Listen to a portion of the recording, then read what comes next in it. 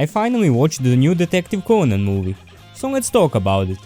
This time the gang is over in Hokkaido to prevent everyone's favorite magician slash master thief Kaito Kid to steal a pair of wakizashis that belong to the real historical figure Hijikata Toshizo, which are currently in possession of the Onoe Zaibatsu. Which again is weird because it's not Kid's usual MO since he only goes after jewels. And coincidentally, at the same time, a kendo tournament is being held at the same place which Heiji is attending, so of course he's also gonna be a big part of the movie. And seeing as he has a personal grudge against Kid because of a misunderstanding, the situation is bound to get spicy. He and Conan prevent Kid from stealing one of the two wakizashis when Heiji charges at him with one of them, and holy shit, he was going for blood there. I mean, I know you almost did the no homo with him, but dude, chill.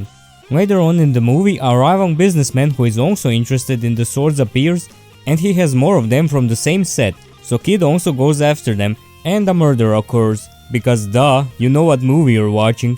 But the murder is not the central mystery of this movie, rather it's the treasure hunt for the weapon the founder of the Onoe Zaibatsu hid that could have won Japan World War II. So the rival businessman, that's also a weapon smuggler on the side, might just be a wee bit interested in that. There's also the side plot where Heiji is checking out some local attractions to find the perfect place to confess to Kazuha, so he could outdo Shinichi's confession under Big Ben. And Ran figures it out and tells him about the perfect place and cheers him on since she's also a huge Heiji and Kazuha shipper. Man, she was my spirit animal in this movie. And Kazuha gets a new suitor, which makes Heiji jealous, which was also fun. And that word perfectly sums this movie up, fun. Unlike the previous movies, the murder mystery isn't at the center of the movie's conflict, rather it's the treasure hunt, which reminds me of movies 3 and 11, both of which I thoroughly enjoyed. So this one is no different.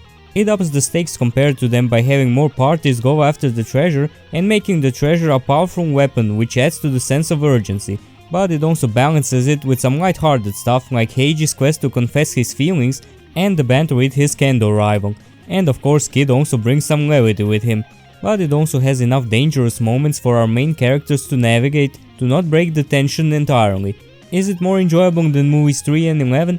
I don't think it is, but it's not that far off. For me, it sits somewhere a bit below them in the enjoyability ranking of all the movies, which I'm not gonna be showing anymore going forward. I'll wait for the series to finish and then I'll rank them all again.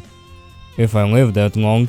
Let's just say I think the movie is pretty good and quite fun, so I recommend it to all Detective Conan fans. Oh, and be sure to stay for the post-credit scene. But I feel like I forgot to mention something, or like something is missing.